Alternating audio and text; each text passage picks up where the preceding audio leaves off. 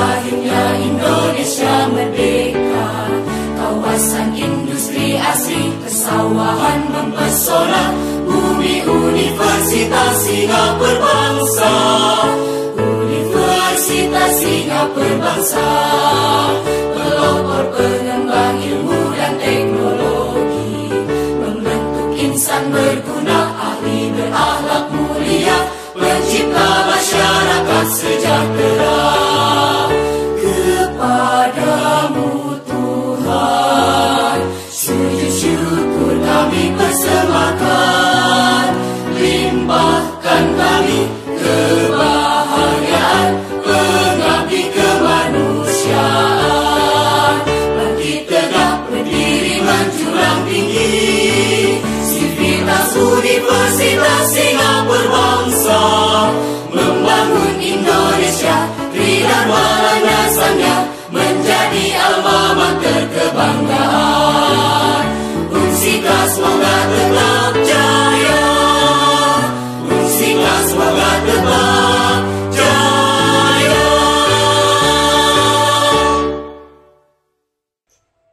Assalamualaikum warahmatullahi wabarakatuh. Saya Dewa Badria dari kelas 6F dengan NPM 191063105006, Universitas Singapura Bangsa, Prodi Pendidikan Matematika. Baik, di sini saya akan memaparkan hasil UAS Inovasi Pendidikan yang diampu oleh Bapak Dr. Dadang Rahman Munanda, MPD. Apa yang dimaksud inovasi pendidikan? Jadi inovasi pendidikan adalah suatu ide pembaruan yang dirasakan dan diamati sebagai hal baru dalam pengembangan pendidikan yang digunakan untuk mencapai tujuan pendidikan serta untuk memecahkan masalah yang terjadi dalam dunia pendidikan. Apa saja tujuan inovasi pendidikan? Tentunya tujuan dari inovasi pendidikan itu untuk mengatasi permasalahan yang terjadi dalam pendidikan, serta memungkinkan terjadinya pemerataan dan perluasan kesempatan untuk memperoleh dan menikmati pendidikan sesuai dengan kemauan dan potensi yang dimiliki. Juga untuk meningkatkan pelayanan pendidikan, meningkatkan mutu proses pendidikan, serta inovasi juga bertujuan untuk mengejar ketertinggalan sistem yang dihasilkan oleh kemajuan teknologi. Karena dengan berinovasi, maka pendidikan dapat berdampingan dengan kemajuan zaman. Inovasi apa saja yang dilakukan dalam pendidikan?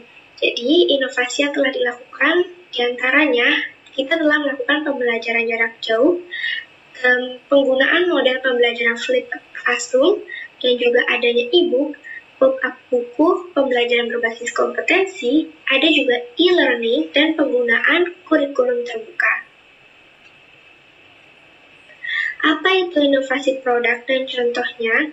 Jadi, inovasi produk adalah rangkaian pengembangan dan penerapan ilmu pengetahuan dan teknologi dengan berbagai proses yang digabungkan saling mempengaruhi satu sama lain pada suatu produk untuk dapat meningkatkan keputusan pembelian konsumen.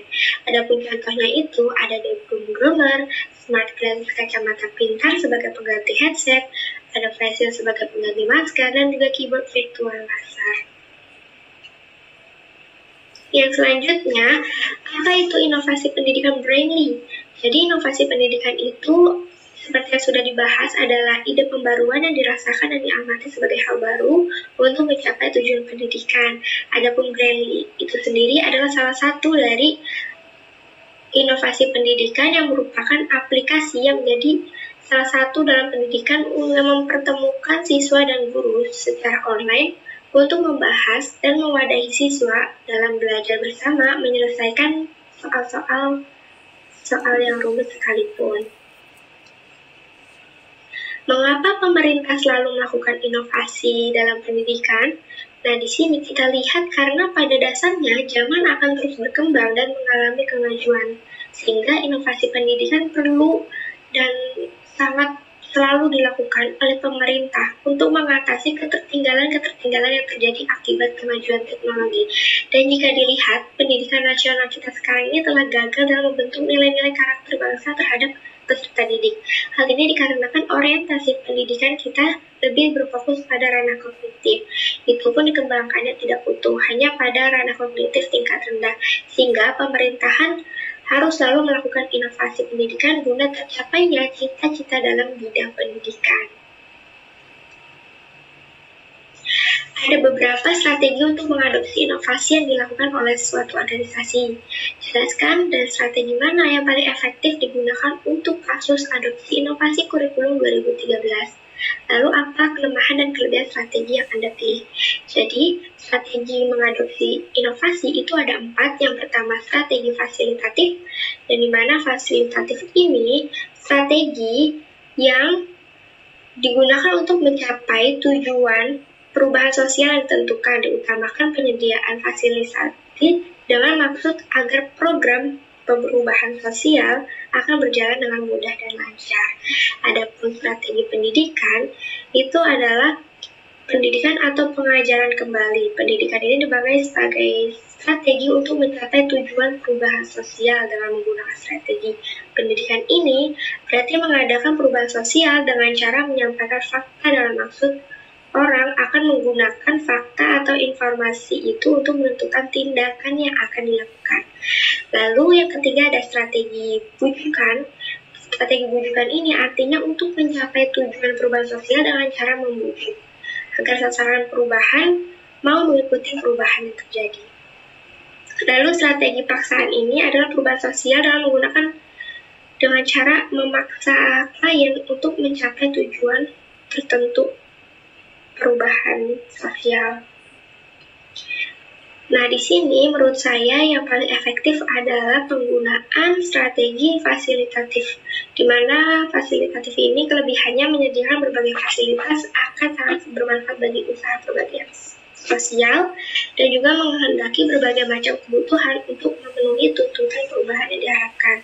Penggunaan strategi ini juga dapat dengan cara menciptakan peran baru dalam masyarakat jika ternyata peran yang sudah ada di masyarakat tidak sesuai dengan penggunaan sumber atau fasilitas yang diperlukan.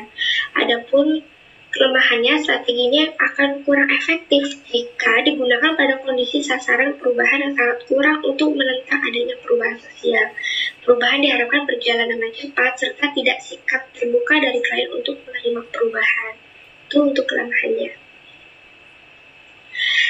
Adopsi inovasi selalu berkonotasi adanya perubahan. Perubahan sering menimbulkan ketidaktahuan dan mengakibatkan kecemasan dan ketidakpastian. Jelaskan mengapa perubahan adalah proses yang rumit. Mengacu pada teori perubahan Habermas dan Michael Fullan. Jadi berdasarkan teori Michael Fullan, itu adanya ketidakpastian. Perubahan terjadi bisa secara langsung oleh peristiwa atau reformasi yang disengaja, atau melalui sebab kesukarelaan yang tidak disengaja, dilema dan ketegangan yang berkembang pada perbedaan penekanan dan perspektif yang jelas, yaitu pada ketepatan perspektif. Dalam hal ini, ketepatan dalam menggunakan inovasi yang sudah dikembangkan sesuai tidaknya sebagai yang telah dimaksud oleh pengembang. Adanya adaptasi yang memiliki feedback, jadi artinya ada adaptasi hasil dan keputusan yang dibuat oleh pelaku praktik sangat sulit untuk membuat semua menjadi sama persis karena 3 komponen tersebut itu mungkin akan berubah, berkembang dengan pelaksanaannya atau bahkan diubah selama implementasinya. Manajemen berbasis sekolah (MBS) merupakan inovasi yang bersifat desentralisasi bagi sekolah. Dalam kasus MBS di lingkungan pendidikan, jelaskan fungsi change agent, terutama untuk mentransfer tacit knowledge sehingga menjadi explicit knowledge agar MBS bisa menjadi berhasil dengan baik. Jawab, penciptaan pengetahuan dapat diciptakan melalui suatu pengakuan dari hubungan yang sinergi antara tacit dan explicit knowledge di dalam organisasi. Perubahan tacit knowledge ini dalam explicit terjadi melalui knowledge correction. Kedua kategori tersebut di atas saling melengkapi, atau dengan kata lain, explicit knowledge ini tidak terjadi secara spontan, tetapi harus dipelihara dan diolah dari benih tacit knowledge. Oleh karena itu, organisasi harus terampil melakukan perubahan dari personal tacit knowledge ke dalam explicit knowledge sehingga dapat mendorong inovasi dan pengembangan produk baru. Selanjutnya, bagaimana upaya sekolah melakukan kolaborasi yang bersifat di luar atau di dalam agar MBS dapat terlaksana sesuai dengan tujuan. Jadi, agar dapat melakukan kolaborasi ini, sekolah bisa melakukan strategi pengolahan program dengan langkah yaitu kita seperti melakukan sosialisasi, pelatihan dan pendampingan sistematis bagi para kepala sekolah, guru, unsur komite sekolah, dan pelaksana peningkatan mutu pembelajaran, serta memberdayakan komite sekolah atau majelis madrasah dalam peningkatan mutu pembelajaran sekolah.